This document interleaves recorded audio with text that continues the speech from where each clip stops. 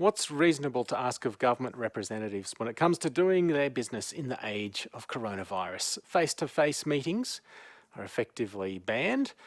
The Eurobodalla Council last met in early April and will meet again late this month. There is some questions being asked, a letter to the editor in the Bay Post today from Matthew Finlay accusing the Council of avoiding accountability under the cover of the coronavirus pandemic. And for her take on this and some other issues going around in local politics as well, we're joined by the Eurobodalla Mayor, Councillor Liz Innes. Good morning. Morning, Simon. How are you this morning? I'm very well. Thanks for joining us again. No trouble at all. What would be your response to Matthew or others who are worried about accountability and the lack of meetings at the moment?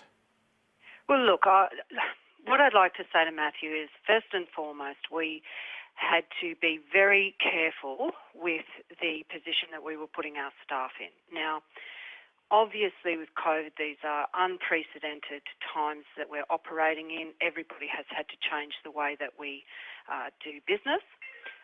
But what that means, sorry about that. We're all getting more phone calls and more emails at the moment. Oh, I know, sorry. Good timing. Look, what it means is we had to be really careful and make sure that we keep our staff in particular safe. And by what that means is by us not being physically in the building.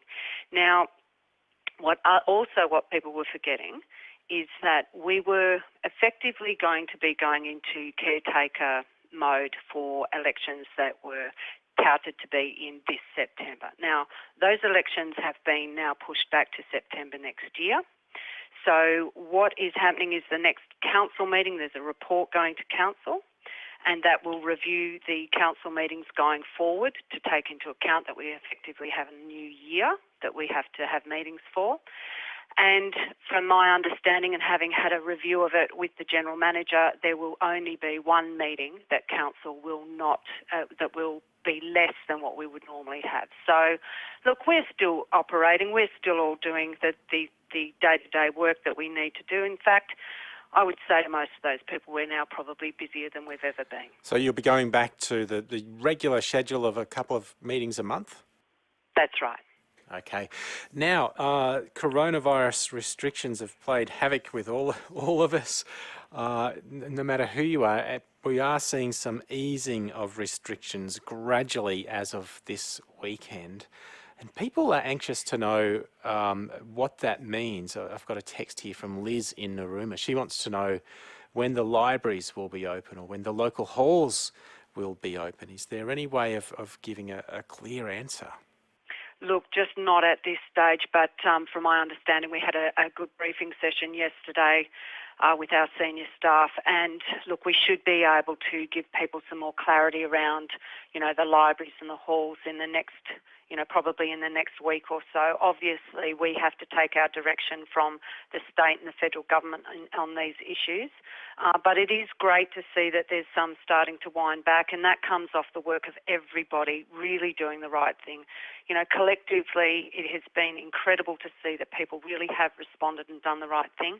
We've now got to be a little bit careful that we don't get complacent and that we make sure that we continue to, do our social distancing, to practice good hygiene practices, and to, really listen to what's being asked of us to do. But, Simon, it's great. Like I had to go to a funeral a week or so ago. And, it was just devastating to see people having to sit outside in their cars to show respect. And, so hopefully with some of these easings, we're starting to see there'll be 20 or more 20 mourners able to go to funerals. Gatherings of up to 10 people. Restaurants and cafes can start to seat, up to 10 people. Look, and, it is going to take time. There's no doubt about it, and we do need to be very careful going forward. I was speaking with the operator of the Steam Packet Hotel in Nelligan yesterday, Melissa, and she told me that their revenue for April was down 90-something% on 2019. How are local businesses going? How are they holding up?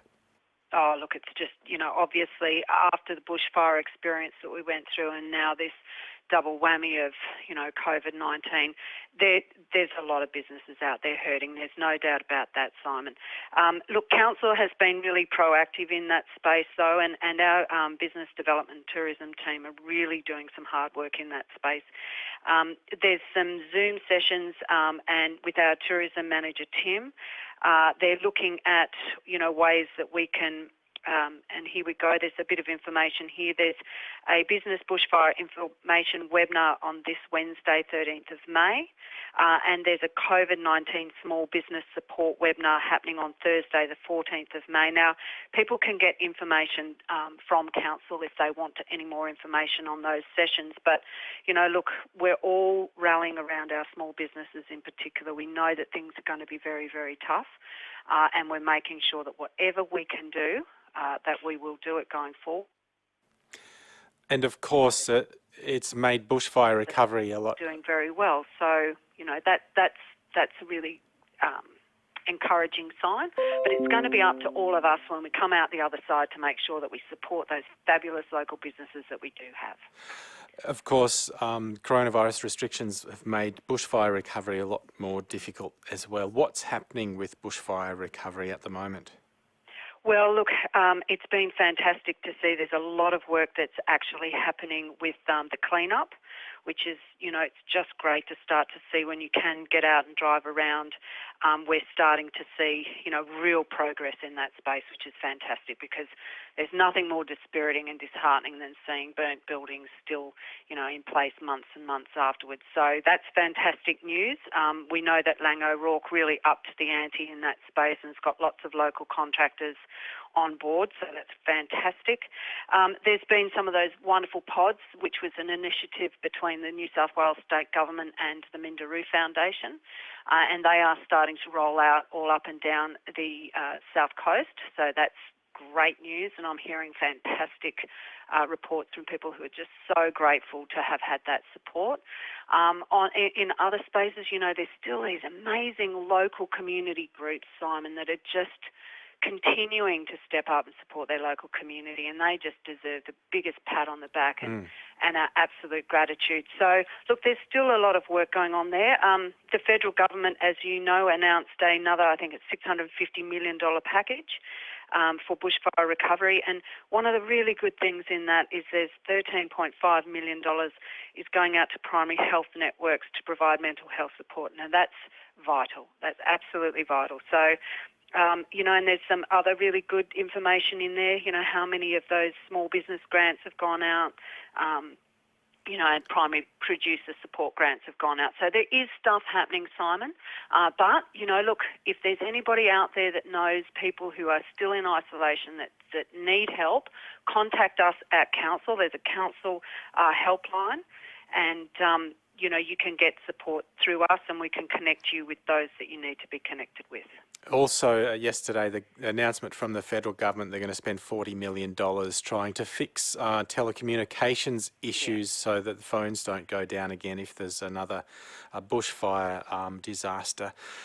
What's top of your wish list in terms of phone problems in the Eurobodalla? It's funny you should say that because I actually have tech support out here at my property at the moment trying to help me get some sort of better, more reliable mobile network happening.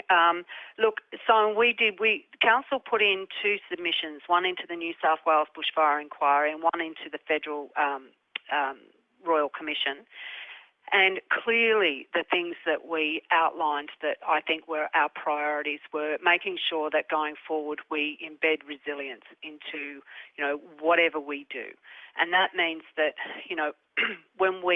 if and when we face a circumstance like we did this summer, that we have our communications network is as resilient as it can be, that our power is, as secure as it can be, because those are the things that when they go down just have massive impacts. And, we lived it, we lived that experience, and we've highlighted and said to them, these are your priority areas. Okay, now to some other things happening around the Eurobodalla, and Nelligan Wharf is going to be closed for a couple of weeks from the 25th of May, but it's going to look or be quite different afterwards. Oh, look, it'll be fantastic, Simon. And what they're doing is they're putting in some good new support structures underneath it, putting a lovely new deck on. And, look, they're taking advantage of the lockdown for COVID to make sure we get these works and it's all be ready to go for our wonderful tourists and people when they are able to come back in. We've already done some considerable work in that area with the boat ramp and the parking facilities there. We know people love that area and our visitors especially. So, it's great. It'll be great to see. There are amazing things continuing to happen in Eurobodalla at this time. I'd like to ask you about the by-election for Eden Monaro. We still don't know the date, but it's going to be pretty interesting by what's happened so far already. You've been a strong supporter of Andrew Constance as the state member for Bega. What was your reaction? What were your thoughts to the extraordinary developments last week? Oh, look, what a week. And what do they say? A week's a long time in politics. It sure was last week. There's no doubt about that. Look, there is no secret. I support Andrew, and the reason I've supported Andrew is because he has been an incredible local member for our area here. He has brought so much to this place, and he will continue to get my support as long as he's in that role. Those decisions were his decisions to make, but, not only as a colleague but also as a friend of Andrew, I wish him well and support him in whatever he does. Were you disappointed that he pulled out? Well, look, yes, I think personally I was a bit disappointed that he pulled out because I think he would be a fantastic representative in the federal arena for us. But whatever role he plays, he's going to do it and he's going to do it very well. I know that Andrew went through an enormous amount over the bushfire period and it took its toll on all of us. There's no doubt about that. So, look, Andrew's a good man and he will continue to represent us. So, that's fantastic. When we were looking at the prospect of a Bega by-election as well, I was wondering if you were maybe considering running. Well, look, Simon, I will never say never. And the reason for that is because if I have a role to play and if I can, represent our local community down here and make sure that, we continue the good work, well, it would be something that I would consider. There's no doubt about that. So, it wasn't a question that was really asked of me, but, if and when, it is something that I will really consider very, very cautiously. Great to talk to you again. Thank you so much. No worries, Simon. And can I just quickly give out that recovery help number? Yes, please. For Eurobodalla? Yep, it's 44747 434. Now, that's where anybody, look, if there's people out there that still have issues with bushfire recovery, give us a call. We can connect you with who you need to be connected with. And, we don't want people still sitting out there in isolation. So good luck, everybody. Stay safe. We'll get through this together. And when we get out the other end, we're going to have some good times ahead.